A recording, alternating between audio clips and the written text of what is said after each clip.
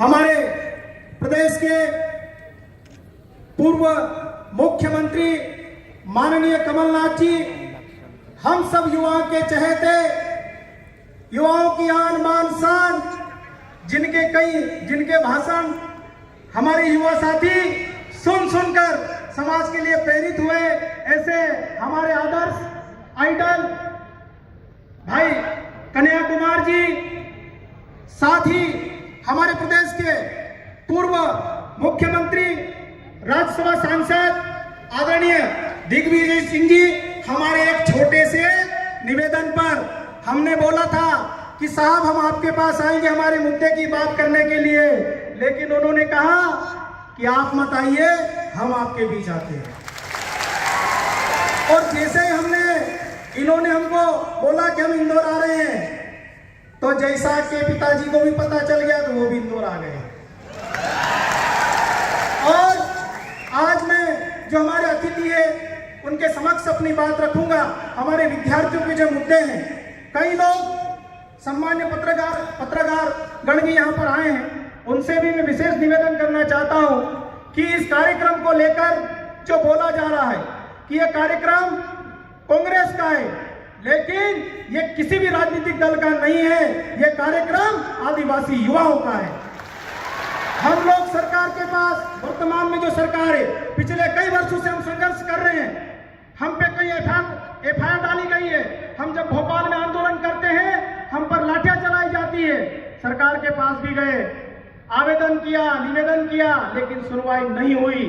इसलिए हमने विपक्ष के समक्ष अपनी बात रखने की सोची, सब लोगों से विचार विमर्श किया, इसलिए उनको आज यहाँ पर बुलाया है। इसलिए ये कार्यक्रम किसी राजनीतिक दल का नहीं है। आप ऊपर देखोगे मंच पे हमारे महापुरुषों के अलावा किसी भी राजनीतिक दल का कोई मोनो नहीं है, लेकिन जो हमारी बात सुनेगा, जो हमारी बात मानेगा, हम उनको अपनी बात बताएंगे। साथियों, आज इस कार्यक्रम को आयोजन करने में कई समस्याओं का सामना किया। आज भी सर आपको मैं अवगत कराना चाहता हूं कि अभी भी हमारे लड़के रास्ते में, अभी भी हमारी बहुत सारी बसें, हमारी बहुत सारी गाड़ियां नहीं आई है। कईयों को पुलिस प्रशासन ने रास्ते में रोक दिया है, और भी पता चला कि 300 रुपए में हमारे लड़कों को पैसों का लालच देकर अमित शाह जी की रैली में ले जाने का भी प्रयास किया। लेकिन ये आदिवासी टिकने वाला है, बिकने वाला नहीं है। और हमने तो खुले मैदान में आयोजन करने का सोचा था, लेकिन बारिश के कारण इस हाल में बैठना पड़ रहा है, क्योंकि हम खुले मैदान में रहने वाले शेरे, बंद कमरे वाले वो नहीं है। फिर भी हम लोगों को हमारे युवा साथी अपनी बातों को लेके, अपनी मांग को लेके यहाँ पर उपस्थित हुए हैं। टाइम की बहुत ज्यादा कमी है, और मैं माननीय कमलनाथ जी से निवेदन करूंगा कि अगली बार हमारा कोई कार्यक्रम है तो पूरा दिन लेकर आए, कम समय में हमारी बात पूरी नहीं होती है। तो मुझे प्रस्तावना, हमारी जो मांग पत्र है वो पढ़ने के लिए जिम्मेदारी दी गई है। मैं पढ़ना चाहूंगा कि हमारे जो अतिथि है उस पर गंभीरता पूर्वक विचार करें। प्रति माननीय कमलनाथ जी, पूर्व मुख्यमंत्री मध्य प्रदेश शासन भोपाल, विषय आदिवासी समाज के युवाओं के ज्वलंत एवं गंभीर मुद्दों को वचन पत्र में शामिल कर सरकार बनने पर समाधान करने बाबत माननीय आज 30 जुलाई 2023 को Nakshatra garden brilliant convention centre Shuklia Indore में आयोजित युवा महापंचायत का आयोजन किया जा रहा है, जिसमें आदिवासी समाज के हजारों युवा कार्यकर्ता की उपस्थिति में निम्नांकित बिंदुओं को वचन पत्र में शामिल कर सरकार बनने पर समय सीमा में कार्रवाई कर समाधान करने का अनुरोध है। पहला, सरकार गठन के 6 माह के भीतर बैकलॉग पदों पर भर्ती प्रक्रिया की कार्रवाई प्रारंभ की जावे। दूसरा, सरकार गठन के 6 माह के भीतर बेरोजगार युवा नीति बनाएंगे, जिसके तहत विशेषकर आदिवासी समाज के बेरोजगार युवाओं को सरकार की गारंटी पर स्वयं का व्यवसाय बिजनेस स्थापित करने हेतु 0 से 2% की न्यूनतम ब्याज दर पर बैंक ऋण उपलब्ध करवाए जाए। आदिवासी समाज के बालक एवं बालिका के लिए ब्लॉक स्तर पर 200 सीटर, जिला मुख्यालय पर 1000 सीटर एवं संभाग मुख्यालय पर 2500 सीटर आदिवासी महापुरुष के नाम पर नवीन महाविद्यालय छात्रावासों का निर्माण कराएंगे। आदिवासी क्षेत्र के समस्त महाविद्यालयों में प्राप्त आवेदनों के अनुपात में सभी संकाय की सीटों में वृद्धि की जाए। मध्य प्रदेश के जिन आदिवासी बहुल जिलों में विधि महाविद्यालय एवं कृषि महाविद्यालय नहीं है, उन जिलों में उक्त महाविद्यालय खोले जाएं। आदिवासी समाज के आर्थिक रूप से कमजोर किंतु बहुप्रतिभावान विद्यार्थियों को अखिल भारतीय सेवाएं जैसे IAS, IPS आदि की प्रतियोगिता परीक्षा की तैयारी हेतु विश्व स्तरीय कोचिंग एवं रिसर्च संस्थान बनाए जाए। प्रदेश के अनुसूचित जाति, जनजाति, OBC वर्ग के बहुप्रतिभावान छात्र बच्चों को ऑक्सफोर्ड, कैम्ब्रिज एवं हार्वर्ड जैसे विश्व स्तरीय शिक्षा संस्थानों में पढ़ने पढ़ाने का स्वर्ण अवसर उपलब्ध कराएंगे। सरकार बनते ही मध्य प्रदेश शासन के जनजाति कार्य विभाग का नाम बदलकर पूर्व की भांति आदिम जाति कल्याण विभाग किया जाए तथा बालक बालिका के सीनियर जूनियर छात्रावासों के नाम में भी आदिवासियों के स्वाभिमान के लिए पूर्व की भांति आदिवासी शब्द को जोड़ा जाए।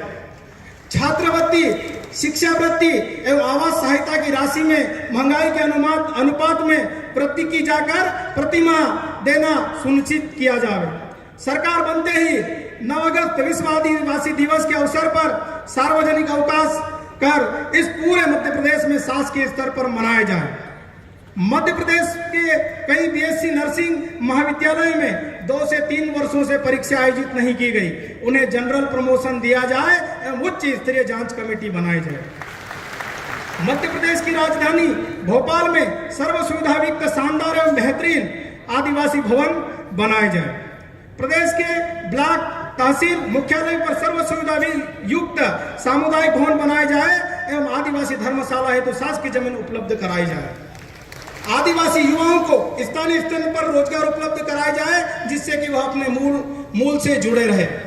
आदिवासी उप योजना के मद को केवल आदिवासी वर्ग की योजनाओं में ही उपयोग किया जाए तथा उक्त मद का अन्य प्रयोजन में खर्च नहीं होना चाहिए। सत्ता एवं संगठन में 50% पदों पर युवाओं को अवसर दिया जाए। सत्ता और संगठन प्रतियोगिता परीक्षा पूर्व परीक्षण हेतु प्रत्येक जिलों में 500 सीट छात्रावास होना चाहिए।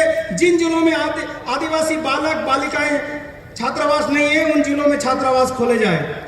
प्रदेश में संचालित सभी छात्रावासों में लाइब्रेरी, व्यायामशाला, मनोरंजन के साधन एवं सुरक्षा की दृष्टि से बाउंड्री वॉल का निर्माण कर CCTV कैमरे लगाए जाए। प्रतियोगिता परीक्षाओं में नॉर्मलाइजेशन जैसी जटिल प्रक्रिया को समाप्त कर सरलीकरण किया जाए। विद्यालय एवं महाविद्यालय में अध्ययनरत विद्यार्थियों को सिलेबस की बुक तथा स्टेशनरी शिक्षण सत्र के प्रारंभ में दी जाए। विशिष्ट आवासीय शिक्षण संस्थानों में योग्य, प्रशिक्षित एवं विषय विशेषज्ञ की स्थायी शिक्षकों की नियुक्ति की जाए। व्यापम एवं कर्मचारी चयन बोर्ड द्वारा आयोजित प्रतियोगिता परीक्षा में गंभीर घोटाले हो रहे हैं, जैसे कि पटवारी वाले अभी ताजे मामले। आर्थिक एवं राजनीतिक रसूखदार परिवार के अयोग्य प्रतियोगियों का चयन हो रहा है, इससे गरीब एवं योग्य प्रतियोगी वंचित हो रहे हैं। इस व्यवस्था को सुधारने हेतु पारदर्शी एवं विश्वसनीय प्रक्रिया अपनाई जाए। ग्रामीण क्षेत्रों में प्रत्येक गांव में कुटीर उद्योग के माध्यम से बेरोजगार युवाओं को रोजगार अवसर उपलब्ध कराए जाए। अनुसूचित जाति, जनजाति, OBC वर्ग की नौकरियों में दिए गए आरक्षण पर श्वेत पत्र जारी किया जाना चाहिए। अनुसूचित जनजाति वर्ग के लिए वर्षवार आवंटित बजट पर श्वेत पत्र जारी किया जाए। प्रदेश में निर्माणाधीन निर्मित mega project, medical, engineering college आदि के नाम पर मूल निवासियों के पूर्वजों के नाम पर रखे जाए। मूल पैसा एक्ट 1996 को लागू कर पैसा एक्ट का चेयरमैन आदिवासी वर्ग से ही किसी को बनाया जाए।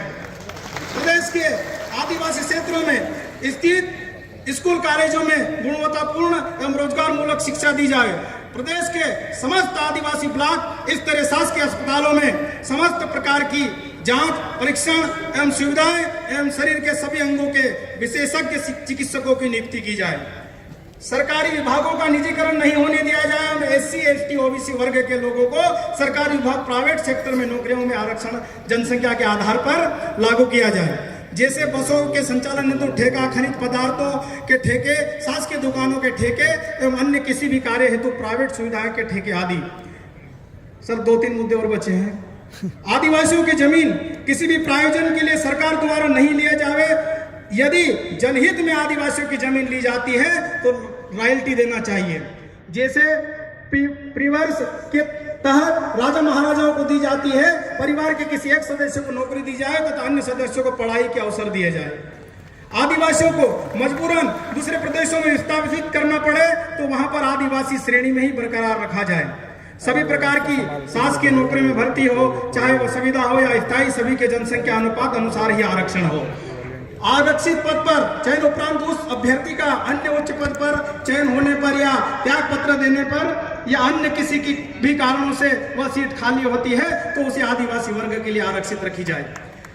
भारत सरकार ने कक्षा 1 से 14 वर्ष की आयु वर्ग के बच्चों का अनिवार्य शिक्षा प्रदान करने के लिए शिक्षा अधिकार अधिनियम RTA 2009 लाया गया है, जिसके अंतर्गत 6 से 14 वर्ष